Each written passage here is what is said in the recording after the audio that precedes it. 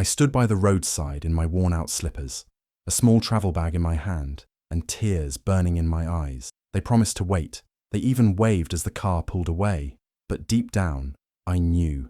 They never planned to come back for me. What they didn't know, though, was that this betrayal would lead me straight into the arms of the person who would change everything. Mirembe was a quiet, kind-hearted girl, living with her stepmother, stepbrother, and stepsister in a big house.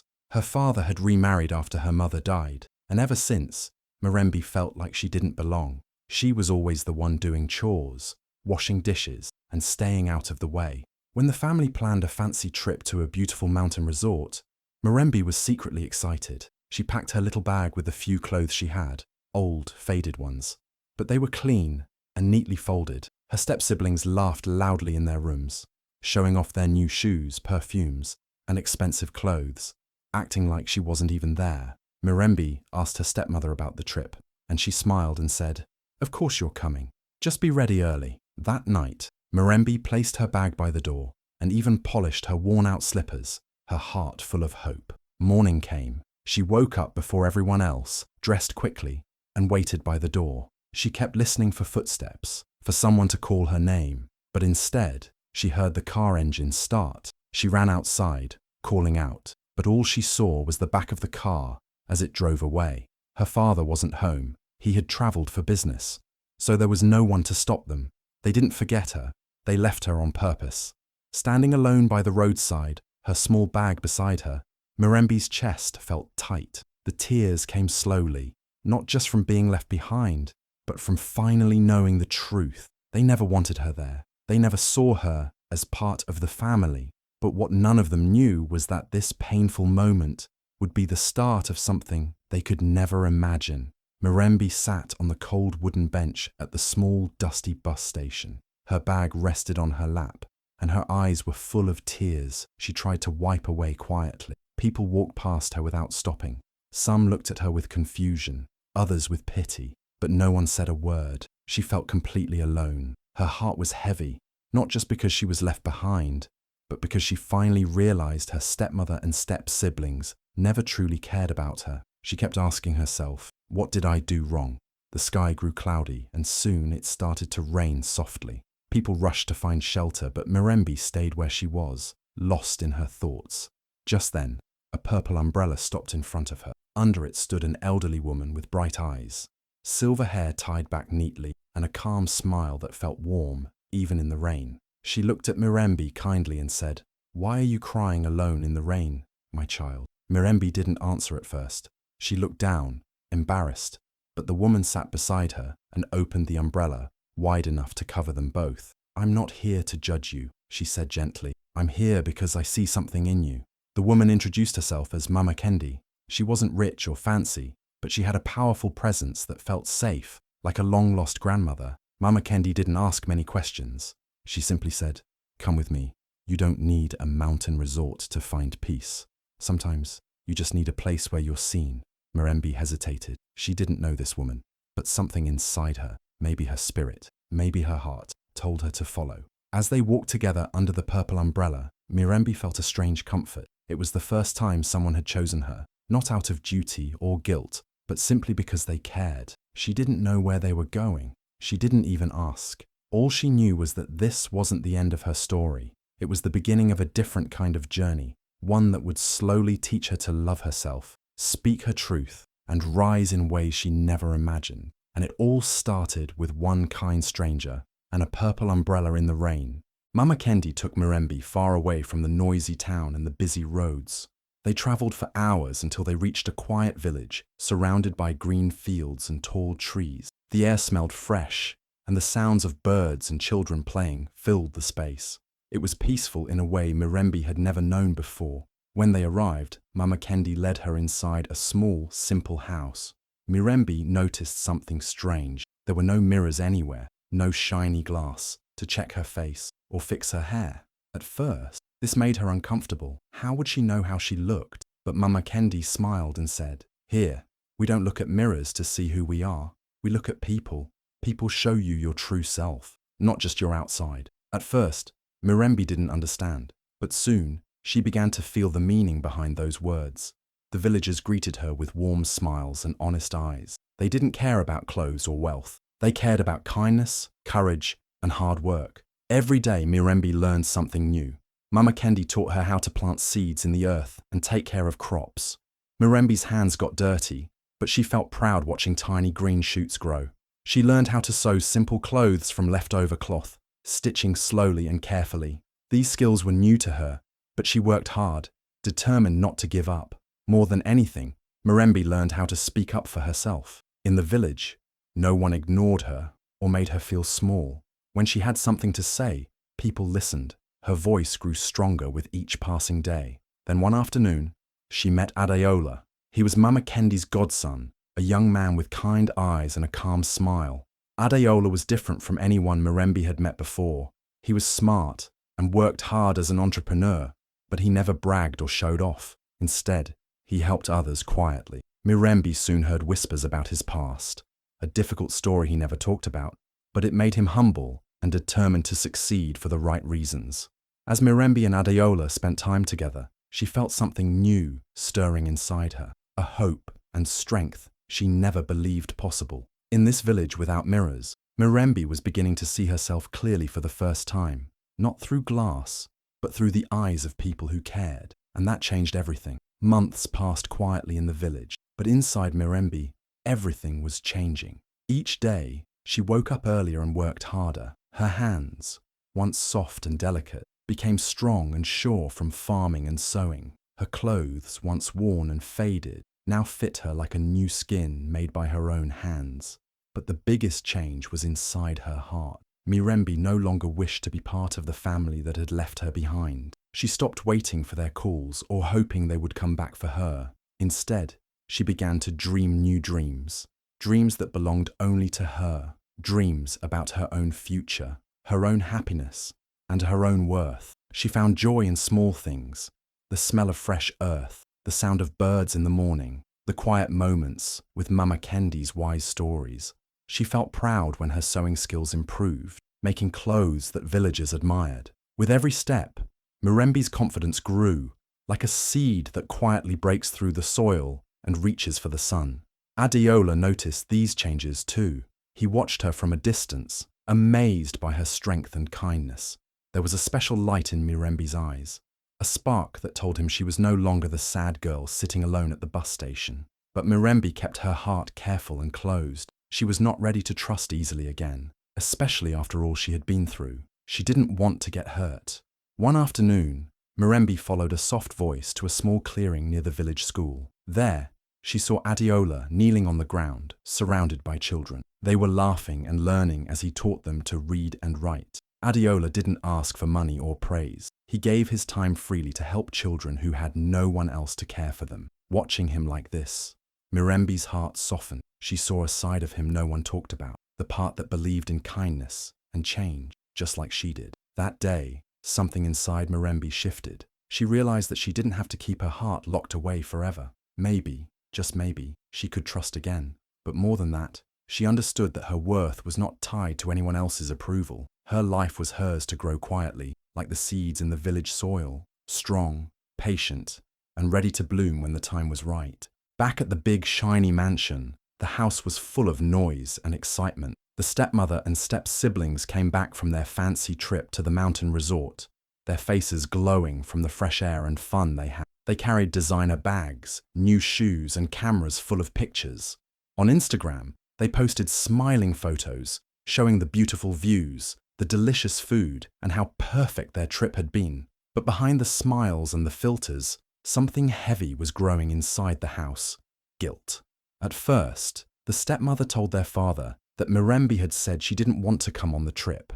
Everyone agreed to this story and acted like it was true.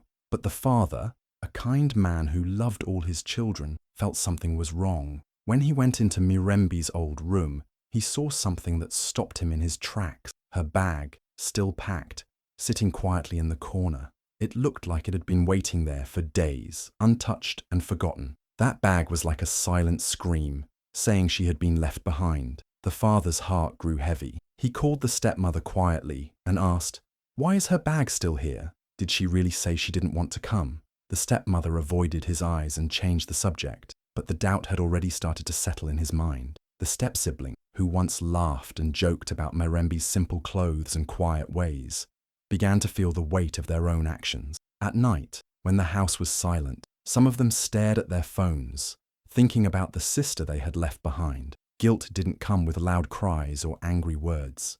It crept slowly, like a shadow growing in a bright room. The lies they told to protect themselves were starting to fall apart. The father's love for Mirembe made it impossible to ignore the truth forever. Deep down, the family knew that leaving her behind was more than just a mistake. It was a choice they made, and that choice was beginning to break their perfect little world. While Mirembe was finding new strength far away, back at the mansion, the family was starting to feel the quiet pain of what they had done. Their perfect trip was not so perfect after all, and soon the truth would come out, shaking the house from its shiny walls all the way to its heart. One rainy evening, as the dark clouds poured down heavy drops on Mama Kendi's quiet village, a sleek, shiny car slowly drove up the dusty road.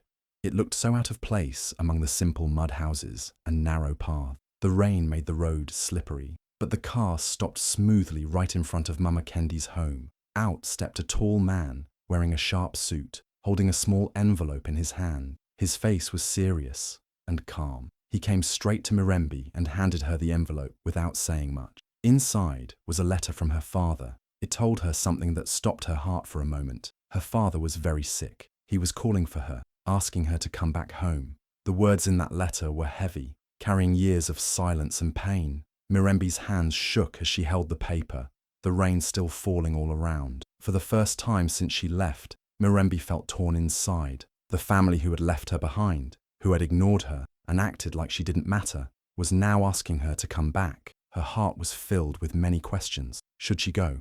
Could she forgive them? Was it even safe to trust them again? The hurt was still fresh, and the memories burned like fire in her chest. Seeing her struggle, Adeola came closer and gently placed his hand on hers. He looked into her eyes and said something she would never forget. Sometimes closure doesn't mean staying. Sometimes it just means showing up. His words were simple but powerful. He reminded her that going back didn't mean she had to stay and be hurt again. It was about facing the past, standing strong, and closing the chapter on her own terms. Mirembe thought about everything she had been through, the pain, the loneliness, the strength she had found in the village. She realized that this message was not just a call to go home, but a chance to take control of her story. It was her moment to decide what kind of future she wanted. That rainy night, under the heavy sky and soft sounds of the village, Mirembe made a quiet promise to herself. She would go back, not as the forgotten girl who was left behind, but as someone who had found her own power. Whatever happened next, she was ready to face it, with her head held high.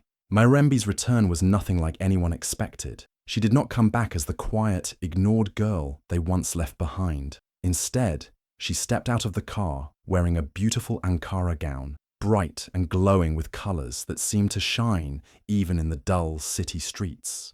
The dress was special, not bought from any fancy shop, but carefully sewn by her own hands, every stitch telling the story of her strength and hard work. Her hair was neatly done, and her eyes held a calm confidence that made her look like a queen returning to claim her place. As she walked toward the big mansion, her step-siblings stood frozen, their mouths slightly open, staring in disbelief. The same children who used to laugh at her old clothes and pretend she wasn't there could not believe their eyes.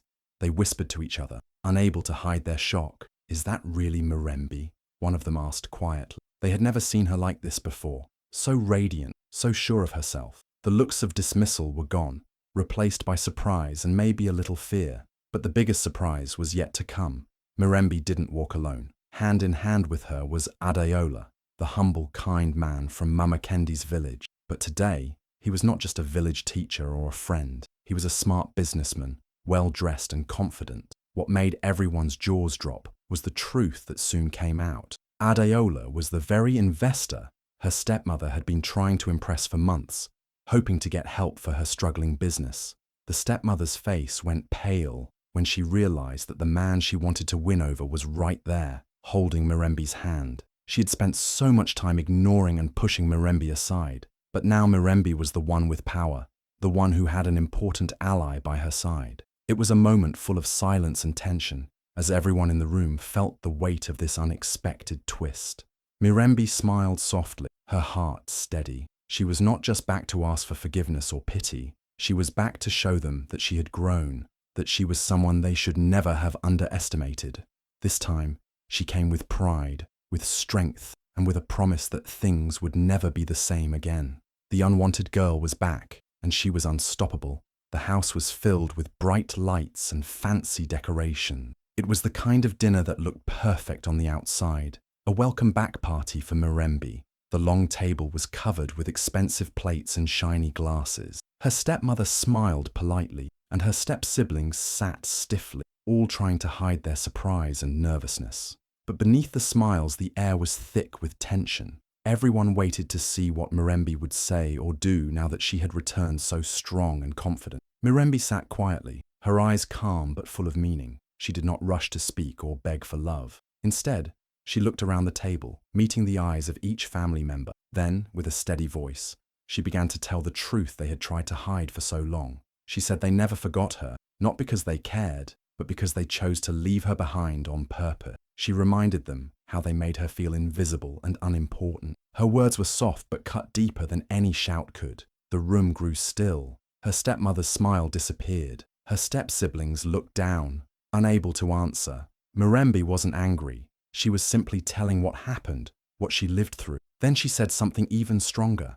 She chooses to forgive them, not because they deserved it, but because she needed to free herself. But she made it clear she would never forget what they did. Forgiving was her way of healing, not forgetting. Everyone was shocked by her strength and honesty. No one knew what to say. Just then, Adeola, who had been quiet and watching carefully, stood up. His calm voice filled the room. He revealed something no one expected. He had just bought the company where Mirembe's stepbrother worked. The very company that was part of the family's pride and power now belonged to someone else. The step-siblings' faces changed from confusion to fear. The stepmother's eyes widened in shock. This moment changed everything. The power had shifted. Mirembe's quiet words and Adeola's surprising announcement flipped the whole table, literally and figuratively. The family who once controlled everything now had to face the new reality. Mirembe was no longer the girl they ignored. She was the woman who took control of her life and, with Adeola's help, was now in charge. The dinner ended with silence and many thoughts. Mirembe sat back, calm and proud. She had spoken her truth and shown her power, and everyone there understood that this night was just the beginning of a new story, one where Mirembe was no longer invisible, but unstoppable. Mirembe's father sat quietly in his large old chair, his eyes full of surprise and a little pride. He had just seen the woman Mirembe had become, strong, confident, and shining with a new light. The girl he once thought was just invisible was now impossible to ignore. After all that had happened, he made a decision that shocked everyone. He gave Mirembe full control over a big property that was supposed to be shared equally among all his children. The moment he spoke, the room changed. Her stepmother's face turned red with anger. She could not believe that the father she controlled was giving so much power to the daughter she and her other children had ignored for so long. Her stepsister's eyes filled with tears as she begged her father to reconsider, pleading that it wasn't fair, that Mirembe didn't deserve it. But Mirembe was calm and firm. She did not yell or argue. Instead, she looked at them with quiet strength and said something that made the whole room go silent. "I'm not who you left behind anymore." Those words were like a fire that burned away years of pain and silence.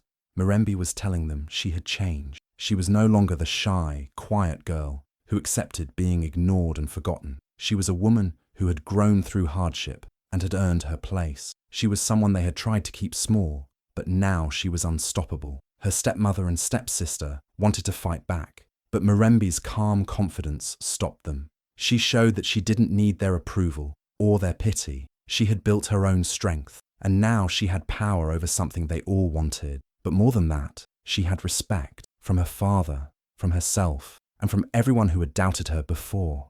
In that moment, Mirembe became a symbol. The girl who was once unseen, ignored, and left behind had become unstoppable. Her story was no longer about being forgotten. It was about rising above pain, finding your own path, and owning your power.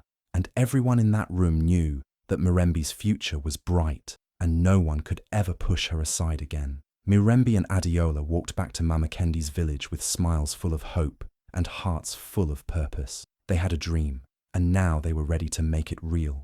Together, they built a learning center for girls who, like Mirembe once was, felt forgotten and left behind by their families or the world. This wasn't just a school, it was a place where every girl could find her voice, discover her purpose, and believe in herself. Inside the center, there were no ordinary mirrors. These mirrors weren't for looking at your face or how you looked on the outside. They were for seeing your true self, the brave, strong, and beautiful person inside. The girls learned not just reading and writing, but how to stand tall and speak up. They learned skills like farming, sewing, and running their own small businesses, just like Mirembe did when she was growing into her new life. Each girl left with a sense of pride and hope for the future. At the gate of the center, carved deep into the wood, were words that told their story. Not every journey begins with a suitcase. Some begin with a goodbye. Those words reminded everyone that sometimes you have to leave behind what you know, even the people you love,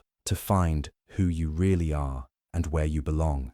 Mirembe looked around at the girls, laughing, learning, and dreaming. She thought about how far she had come, from being ignored and left on the roadside to becoming a woman who could change lives. Adeola stood beside her, proud and quietly smiling. Together, they had built more than just a place to learn. They had built a new family, a safe home for those who had felt alone. This was Mirembe's true victory, not the property or the fancy clothes, but the chance to give other girls what she had found: hope, strength, and the courage to write their own stories. The firelight flickered softly that evening as the girls sat around sharing dreams and stories, knowing that their journeys were just beginning, and this time, no one would be left behind. If you believe everyone deserves a chance to shine, share this story with someone who needs to hear it today. Hit like, comment your own story of overcoming, and don't forget to subscribe for more powerful journeys that inspire and change lives. Your support means the world. Let's lift each other up, one story at a time.